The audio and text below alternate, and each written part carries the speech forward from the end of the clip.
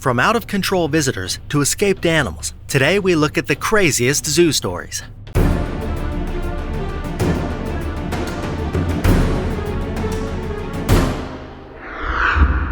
Number 9. Serpentine Escape. In 2011, an Egyptian cobra somehow escaped captivity at the Bronx Zoo, sending zoo workers into a panic and the internet abuzz. For 6 days, the venomous snake remained free and at large as employees of the zoo frantically searched for the escapee. Meanwhile, as word of the incident reached the masses online, a parody account on Twitter named @BronxZooCobra quickly amassed a following. It told of the snake's supposed tour of famous New York City landmarks from a funny first-person perspective, garnering 70,000 followers in just 48 hours. But it wasn't until 6 days after vanishing that the actual Egyptian cobra was found, less than 100 feet from its cage. The jailbird had found a comfortable, cool, dark place to hide within the reptile house, despite what its Twitter account might claim. Number 8. Reprogrammed Raccoon. Animals are intelligent creatures, and sometimes it doesn't take much to train them to engage in certain behaviors, for better or worse.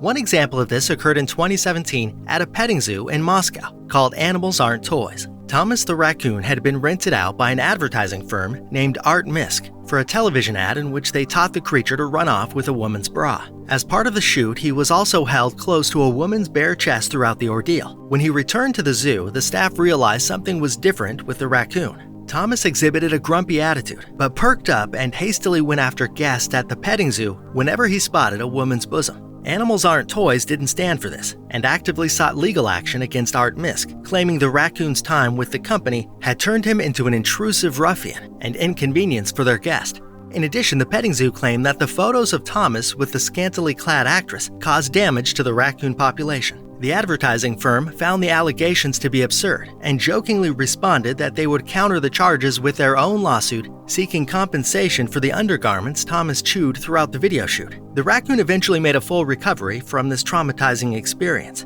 However, the most recent reports state that the petting zoo was still pursuing legal action. Number 7. Large cat conversion. Animals engage in many activities that might be deemed immoral by some standards were humans to behave the same way. While most recognize this as wildlife following their inherent nature, one man thought otherwise in 2004. As he visited the Taipei Zoo in Taiwan, a man identified by the surname Chen decided to enter the lions exhibit with hopes of converting the beast to Christianity. With arms raised, the man shouted at the lions, "Jesus will save you." He then proceeded to goad the large cats into attacking him. And surely enough, they ravaged his arm and slashed at his legs as a local news station captured the encounter on footage. As an awestruck crowd gathered around the den, guards and staff rushed to the man's aid. Using water hoses and tranquilizer darts, the zoo employees were able to subdue the lions before they could do any more damage to Chen. Once the animals were under control, the man retrieved his jacket and calmly climbed out of their den as if nothing happened. After receiving medical and psychiatric evaluations, it was determined that Chen had heard voices, and that's what caused the highly strange act. Luckily, he escaped with little more than bite marks on his limbs from the hulking predators for his misguided efforts. Number 6. Ape Watch.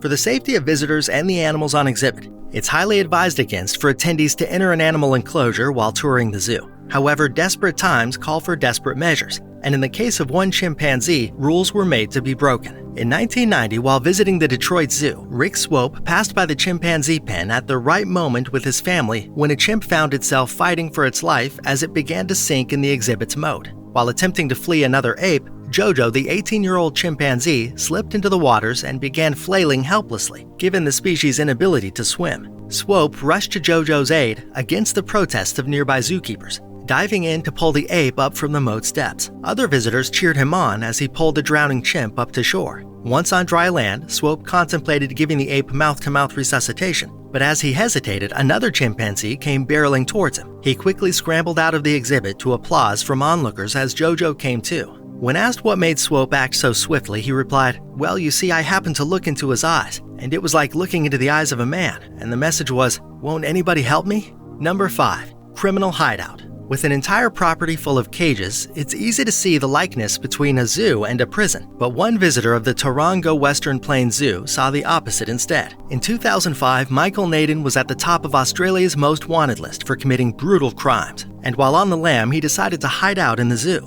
The fugitive hid from staff by sleeping in the roof space of a zoo manager's hut, eluding employees by waiting until the zoo closed to forage for survival. Naden stole bananas from elephants, cooked meals on coin-fed barbecues, and even went so far as to eat one of the turtles raw in order to stay alive. All the while, zoo employees began finding food wrappers in odd places and took note of the missing bananas. They assumed the intruder was a homeless person and hired an investigator to look into the matter, hoping to find the supposed banana thief. But the hired sleuth was able to determine the occupant to be Naden and notified local authorities. Police swarmed the Taronga Western Plains Zoo with 6 officers and a helicopter team in hopes of tracking down the wanted criminal, but somehow he escaped before he could be caught. Naden would go on to evade authorities for a total of 7 years before he was eventually captured. Number 4. Tiger food. Zoos typically have signs all over warning visitors not to feed the animals, and yet many still do, despite the request of management. But one visitor took his transgression to the next level in 2014 when he attempted to feed the tigers at the Chengdu Zoo with his own body. Yang Jinhai told reporters he dealt with unspecified mental problems, and in a state of psychological chaos, he decided to enter the Bengal tiger den in hopes of being their next meal. Fitted with a backpack full of rice, the man was met face to face with a pair of the large striped cats.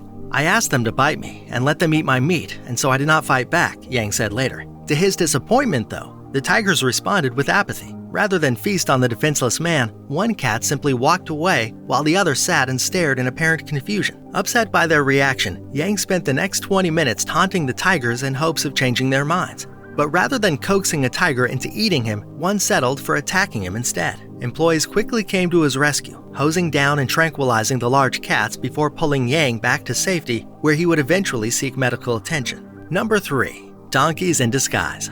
No zoo is complete without certain animals. Creatures like lions, tigers, bears, giraffes, elephants, and zebras are staples of the quintessential zoo experience. The Mara Land Zoo in Gaza City seem to agree with that sentiment, especially when it comes to the last species. After 2 zebras had passed at the zoo due to neglect following local military strife, the staff decided to take a chance on an unorthodox plan to provide new zebras for the coming year. Due to the immense cost of bringing zebras into the zoo and the closure of border crossings due to combat, the zoo's owner, Nidal Bargut, explained, "I was unable to import zebras from Africa to our zoo. Then an idea came to my mind. Bring 2 domestic ordinary white donkeys, paint them black and white. While the faux zebras may look the part from a distance, the painted donkeys didn't convince many aside from children when viewing up close. Though according to Bargut, that would make the project a success. I thought having a zebra in my zoo is very important for the children to see all kinds of jungle and desert wild animals," he told reporters. Given the hardships faced by locals at the time in 2009,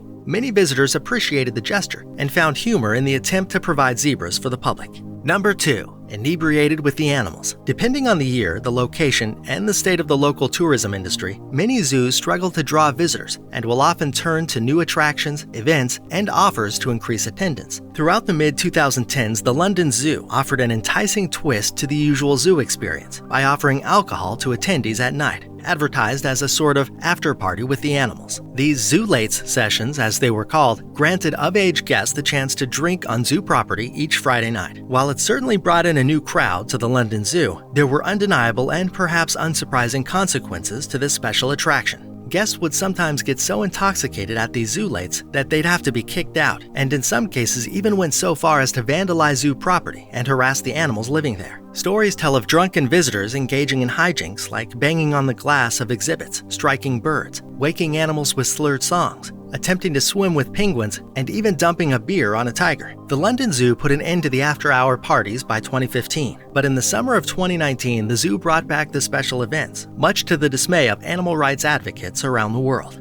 Number 1. Private Zoo Unleashed. Ohio authorities had their hands full in 2011 when dozens of exotic animals flooded into Zanesville and the surrounding area following their release into the wilderness by private zoo owner Terry Thompson. In the face of mounting psychological and financial troubles, Thompson, a Vietnam veteran, took his own life, but not before allegedly setting free around 56 exotic animals, including lions, bears, tigers, apes, and wolves. With the feral creatures released in such vast numbers, local police had little choice but to put most of the animals down for the sake of the local population. Those that were captured alive were transferred to the Columbus Zoo.